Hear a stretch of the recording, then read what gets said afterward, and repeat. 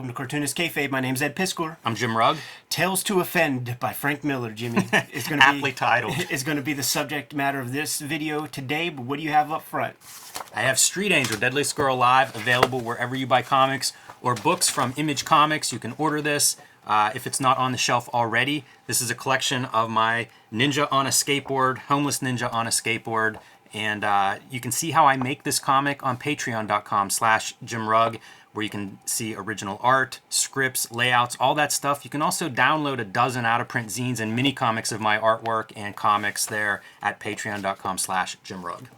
Red Room Comics, In the Wild, Murder on the Dark Web for Fun and Profit. Name of the game, Red Room Comics. Every issue completely self-contained. You see an issue, grab an issue, scoop it up. You're going to get a complete experience. If you get your hands on this free comic book day comic, it's a good primer for the entire series. I have a PDF of this available for free on my Patreon, patreon.com/EdPiskor. I also have an archive of all of the comics before they hit paper on that Patreon. So for $3, you could get more than 150 pages worth of stuff, and I put new strips up every Tuesday. Every issue completely self-contained, so if you see an issue, scoop it up. If you don't have a good shop in town, go to the Fantagraphics website, hit up my link tree. You'll be able to get to all of these destinations that way. Tales to Offend by Frank Miller. Sort of at the height of his Sin City career, you know, right after Dark Horse Presents issue 100, because this story shows up in one of those issue 100s, of which there were, I believe, 6. 5 or 6, yeah. It was the mini-series. Dark Horse 100, the mini-series. I'm glad you mentioned that. Off the bat, the format, like the great EC comics, which seems very appropriate in that those comics were kind of the big scapegoat of those Senate subcommittee hearings. William Games, publisher of EC Comics, kind of under the radar in a bigger way than most other comic book publishers. And Frank Miller's leaning into this stuff, man. Yeah, there was a lot of talk on both censorship. CBLDF was sort of ramping up at this time. There had been some comics busted for obscenity, Mike Diana. There was also one in Atlanta Comics in Oklahoma. Friendly Franks. So there was a lot of talk about this and what to do about this. You know, were comics going too far? How do we pull this back? There were even retailers that were sort of, you know, at odds with some of the more adult comics that were being published. And Miller, Alan Moore, and a number of other guys were weighing in on this. It was, it's weird to think of it as a hot topic now because it feels like much to do about nothing, or at least I don't know how much was actually done or came out of this, positive, negative, or anything else. But Miller really kind of drew a line about it and would you know, talk a lot publicly about this and how against rating systems he was, how against censorship he was. And I think this comic is an apex of that, even though, I mean, it's really collecting some Frank Miller stuff, like how do we get a new Frank Miller book out, collect some of these short stories, color them up, and package it. But a lot of the editorializing, the letters page, all that stuff, you see his point of view. You know, really that seems to be a big part of what this comic is. Big EC influence in Frank Miller's life, from the storytelling chops of like a Bernie Krigstein to the kind of art chops and writing chops of like a Johnny Craig.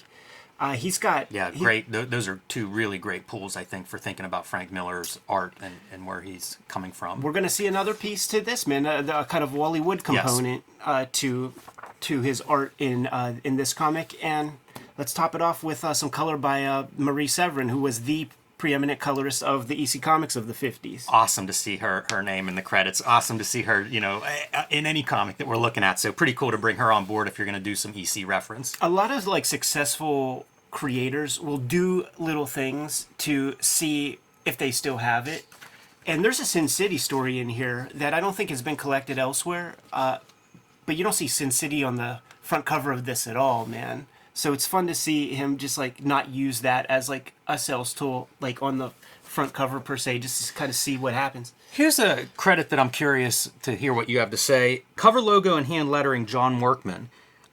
Is he lettering all these stories? Because Miller would letter a lot of his Dark Horse and Sin City stuff, so I wonder like what Workman is actually lettering. Yeah, I wonder as well, because I mean this is the same lettering that's in The Big Fat Kill. So I'm quite sure that, you know, at least this story is Frank Miller, and I think I mean, as we go through, like, we can make some calls, but sure, why not? Yeah, John Workman did this. Okay, like, that doesn't look like Frank Miller's hand. But this does. So, who knows? Yeah, it's not spelled out in the credit like you see, color by. I would think if he were lettering a full strip, you would get that credit up there. Frank, give us the shoot interview, man. We have some questions. We have questions about the lettering in this issue. Hey, man, he's answered everything else. So this is a story from Dark Horse 100, Lance Blastoff, which is a character that I really dug when I first saw him.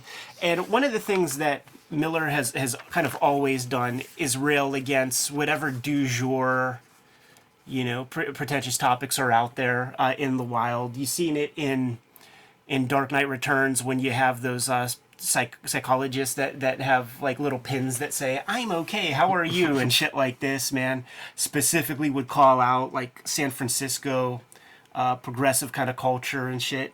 So this little piece, man, this is a vehement vegan, militant about her stuff. Yeah, it's funny what would be offensive now in this story versus 20 years ago when this was published. Yeah, sure, but some of it still applies. I feel like in some ways it's more offensive now than it was then. I see, but yeah. It's different elements. Right. Yeah, all the toots and stuff like that. Just the implication of this character who's going to do an about face as we roll through these first 8 pages in this short story. Interesting stuff. It's a weird comic.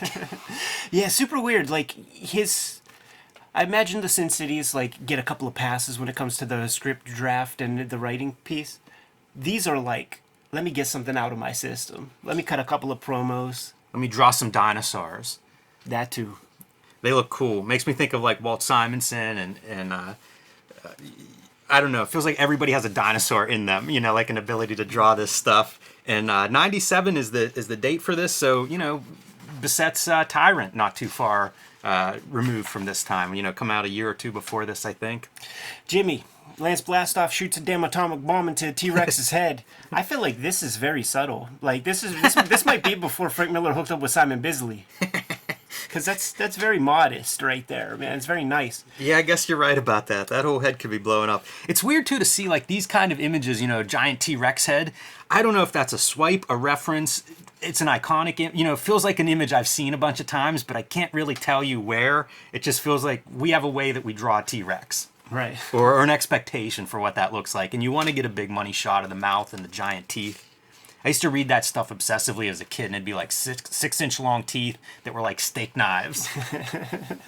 So this lady's lamenting the poor creature that was just doing what it naturally is meant to do. Yeah, she's like, we could just fly away. You don't have to kill it. He's like, well, how do I eat it if I don't kill it? She catches a whiff, Jimmy. She catches a whiff. And becomes ravenous. Look at that blood on the jibs. Yeah. Also, this pose right there, that's really good, man. It's really good. It's just that cock of the head. Everything is right there. It's impressive. I love the giant like drumstick leg too. That's ridiculous. Fucking That's such a cartoonish, man. Like how do you represent this in cartoon language?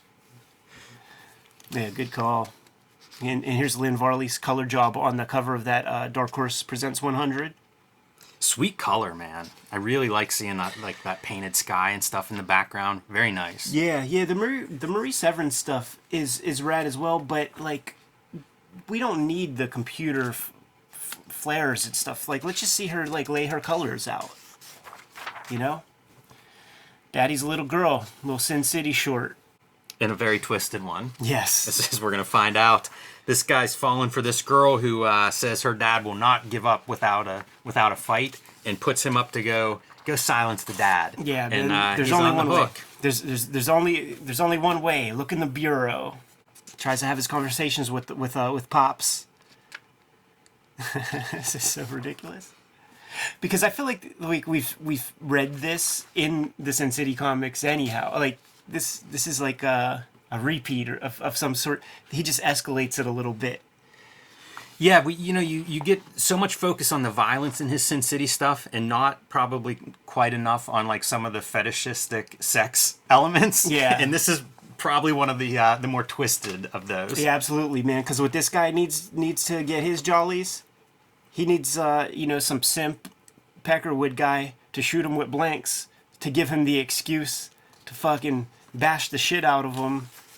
And, the girl, she's like, oh, man, it went too quick, huh? Like, you're probably not even excited yet. Yeah, jeez. And how about this language for some film noir type shit, man? I will be, baby. We'll have us a time. Doesn't that sound like something Jack Kirby might say to Roz? Like, hey, Roz, let's have a time. Borrowing from those old pulp novels, I suppose. Yeah, man. That guy that gets beat up is painted as sort of a soft dude, easily influenced and not capable of standing up to this tough guy dad to begin with. And he's narrating this stuff. Once he starts getting beat up, he's like, it goes on forever. Every punch of his breaks something in me. It's just him just kind of crying and whining as he's getting destroyed. Lovecraftian. His fingers close around my throat. I don't even try to resist. Really weird, man. I mean, that whole story is just kind of these sex overtones of we see violence and action, but it's all framed around this twisted sex fantasy. Yeah, just a little kink thing. This is like what they have to do to consummate the relationship. Daddy's older than he used to be. He needs more. He needs more stuff to get excited. How great is that Marv bust? Yeah, it's crazy looking. That face is just like chiseled. It's a really good version of Marv, I think. They always did that stuff right, man. Randy Bowen on the sculpt. Those were such a big piece of business there in the 90s, all the sculptures and stuff. Yeah, it was like Randy Bowen and that one other guy, man. Claiborne Moore. Yeah. I think he did a lot of the image stuff, like the Pits and Savage Dragons, I think. Yeah, Randy Bowen's the guy that super glued his eyeballs shut. I think both of them. Yeah, see Wizard XX episode for that story. So you dug Galant's Blast Off in Dark Horse Presents 100, man. Let's do a special one just for this issue. Yeah, and there's your Wally Wood, right? With all Totally. the double lighting spaceship background tech. Yeah. Fun to see his tech. I always think, Kirby tech when we think of tech, but Wood had that like interior of the submarine tech that he would apply on spaceships. Absolutely. It always looks super cool. And studying his work, man, like I know these bits come from like the incredible science fiction covers. They're just like, in other places, but that's where you learn how to draw that stuff really, really easily. So we left off, man, with the lady that he evangelized towards being a carnivore, and he's bouncing. And there are all these like little like role model, like, hey kids, love them and leave them or whatever. He's just taking it super far. And, we're done with that female character, man. So she gets eaten by another dinosaur. She pays for her crimes of eating dino meat. I like that Miller does like the black smoke from his backpack, almost showing like it's just pollution coming out of this thing. Well, that's the gag, right? Yes. Like, I got to have that black smoke in the face of this Brachiosaurus. And, like, I wonder if in Miller's early cartooning career, when he's working on, like, drawing Bullseye, Fight Electra and stuff, if he ever thought he was ever going to draw a Brachiosaurus coughing from smoke and killing over. There's another great caption there. That Lance, he's toxic. That's a real buzzword that the Zoom generation has adopted for themselves. Got to have your fembots. I feel like this is a vestige of his perhaps like a Mobius energy, man. He's got the fembots, man. They're all on his nuts. Yeah, I hadn't even thought of that. Like some heavy metal nod here. Mm-hmm. Here's what he thinks about the Comics Code Authority. There are these like little aliens that are requiring some assistance. And Lance, he's not going to do anything until he realizes he can monetize these little fucks. Trying to figure out what to do with them, and they're rattling off like their advanced technology and how they could grow food and make Earth a paradise. All this stuff they have to offer, and it's like I can't sell that. But he could sell them in total. Looks like he gives them a damn lobotomy or something. These little scars. Yeah, I don't think I see them on the original. And, like, this shit right here is, like, a little, nod to Legion of Superheroes or something? Right. That looks like actual characters. Yeah, I forget his name. It's Vox or Docs or something, Vril something or other. Fucked it all up, man. But he's from Lobo, and it makes me think like this whole story is very reminiscent of Lobo, and sort of Lobo's behavior is right in line with Lance Blastoff's characterization in this story, especially. It has that vibe now that you mentioned it, man. Then we jump to the letters page. Some of these, man, do you think some of these are kayfabe? I have no idea. There's one that seems like very kind of like appropriate for the sort of times we're living in now, man. Like somebody's commenting on the Bill Sienkiewicz pinup with Marv blowing off O.J. Simpson's head, and like, you know, is that the right thing to do? Yada yada. And all of Miller's response is basically something that, you know, everybody can well put to use at this point, man, because it's all about the idea of like, you know, the separating the art from the artist, which nobody seems to be able to do, you know, on social media these days, man. And you know, it's lines on paper. It's not a Supreme Court verdict. Yeah, it does feel like this letters column is built around that piece, and it's almost, I imagine, like Miller drinking like 3 Red Bulls before he goes into this to his answer. Andrew Vox recommendation by Miller here in this response. Yeah, man. Somebody brings up the writer, and man, Dark Horse, you know, did some comic adaptations of his works. They're pretty hardcore. Yeah, you know, I think he was I think it was a lawyer, and I think he worked almost exclusively trying to help like kids that got in big trouble. And there's nothing nice about that shit, you know. But he did get art from like some amazing, like there are James O'Barr collaborations in some of those anthology series that he did. Yeah, Jeff Darrow, I think, collaborated on one of his books. I forget the name of it, but it's probably the one most aimed at children or parents, you know, new parents, things like that. And Darrow collaborated with that with a bunch of illustrations. So yeah, some really top-notch artists worked on those adaptations and worked with that writer. The guy who likes comics, apparently, you know, to be able to pick some good collaborators. Yo, he looks like a noir detective. I think he's got an eye patch, and he like wears the one with the big cloth, like Wow. not just like the little gum band, but like the cloth one that you, I don't know, tie in a knot or something on the back. Jeez. Yeah, he looks tough. This is an iconic image to me, man. Yeah, this would be what we were talking about at the beginning. You know, like Miller really trying to stand up against censorship there. Tales to Offend, Jimmy. Fun one to look at. And, you know, this is a year or two after the whole Joe Camel fiasco. I remember that, man. So Frank Miller is in that headspace of, like, cartoonist, so he just has his head down. He's making comics, and he doesn't realize that cigarette machines haven't been around since, like, you know, 1985 or something. It's a weird ad.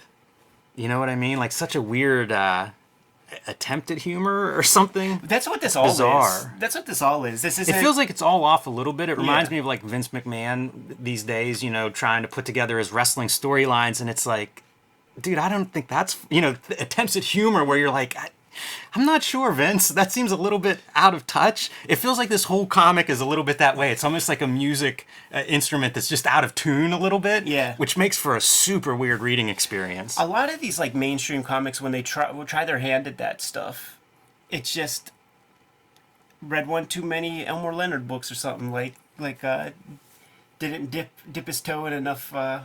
Also, I mean, at this point, you know, who's telling him no? Exactly, and that's like one of the big challenges for comedians. Like you hear it all the time, like whenever these guys are interviewed in something big, like a Joe Rogan or Howard Stern or something. Like Jerry Seinfeld's like, I don't know if I'm funny, because I go to these places and people are gonna laugh, and they're kind of with me for a while. They're there to see, you know, Jerry Seinfeld, and I don't know if I'm funny. I have to like have Chris Rock hang out with me and be honest, because nobody else will. Yeah, it's such a weird thing to think from a comedian standpoint. Like, you have a system that elevates you to a certain point, and then that system goes away. So now what? How are you prepared to do what you're doing a different job almost at that point? I recommend the Andrew Dice Clay album, The Day the Laughter Died, produced by producer extraordinaire Rick Rubin. And the whole idea was that we're going to capture him trying new material and just bombing for 2 hours. Like, that's the album. That's the whole album. Two CDs. Check that shit out, man. If you want something offensive. if this isn't offensive enough for you. If you want something offensive and the comedy's hit and miss. Oh man, more comics to read. Kayfabers, like, follow, subscribe to the YouTube channel. Hit the bell will notify you when new vids are available. Jimmy, what's out there? Join me on patreon.com/JimRugg, where you can download out-of-print zines and mini comics. You can see how I make books like Street Angel, Dead Lace Girl Alive, and a lot more at patreon.com/JimRugg. Red Room Comics in the Wild, Murder on the Dark Web for Fun and Profit. 4 issues on the stands as of the middle of September. Every issue completely self-contained. Get them at the Fantagraphics website if you can't find them at your local comic shop. We still have a couple of copies available of most issues. Hit up my Patreon, patreon.com/EdPiscor. $3 for the archive there. The comics hit the Patreon before they hit paper. Subscribe to the Cartoonist Kayfabe e-newsletter at the links below this video. You can also find Cartoonist Kayfabe t-shirts and merchandise at the links below this video. Give them those marching orders, Jimmy. We're going to be on our way. Read more comics.